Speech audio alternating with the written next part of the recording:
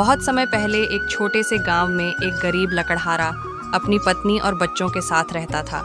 उसका नाम रामू था और वह हर दिन जंगल में जाकर लकड़ियां काटता था और बेचता था। हालांकि वह मेहनती था, फिर भी उनकी जिंदगी बहुत मुश्किलों से भरी हुई थी। घर में कभी ठीक से खाना नहीं होता था और बच्चों के लिए ज़रूरी चीज़ों की कमी रहती थी।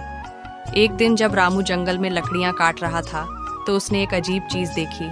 एक पुराना और जंग लगा हुआ घड़ा जंगल में पड़ा था। घड़े को देखकर रामू ने सोचा कि शायद कोई उसे यहाँ भूल गया हो। उसने घड़े को उठाया और जब वह उसे साफ करने लगा तो घड़े से अचानक एक अद्भुत आवाज़ आई। तुम्हें क्या चाहिए? रामू डरते हुए बोला। मैं एक गरीब आदमी हूँ, मुझे बस इतना चाहिए कि मेरे घर में खाने के लिए थोड़ा भोजन हो और मेरे परिवार का पेट भर सके। घड़े ने कहा, जैसा तुम चाहते हो वैसा ही होगा। और फिर घड़े से एक जलधारा बहने लगी। रामू ने देखा कि घड़े से अनगिनत बर्तन और खाद्य सामग्री बाहर आ रही थी। वह हैरान और खुश था। घड़ा सचमुच जादुई था। रामू ने घड़े से जितना चाहा उतना भोजन और चीज़ें प्राप्त कर लीं।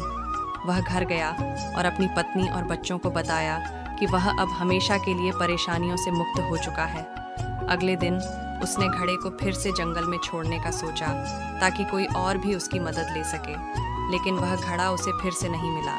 रामू ने सोचा कि यह शायद एक सपना था, लेकिन जब वह घर वापस आया तो उसे उसकी झोली में बहुत सारे आभूषण और धन मिले। यह देखकर रामू और उसका परिवार बहुत खुश हो गए। रामू ने सोचा, अब हमें किसी चीज़ की कमी नहीं है। उसने अपने गांव में कुछ गरीबों की मदद करने का निर्णय लिया।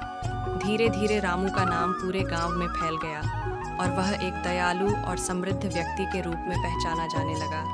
वह हमेशा दूसरों की मदद करने में आगे रहता था, लेकिन रामू को यह एहसास हुआ कि असली खुशी धन और भौतिक वस्तुओं में नहीं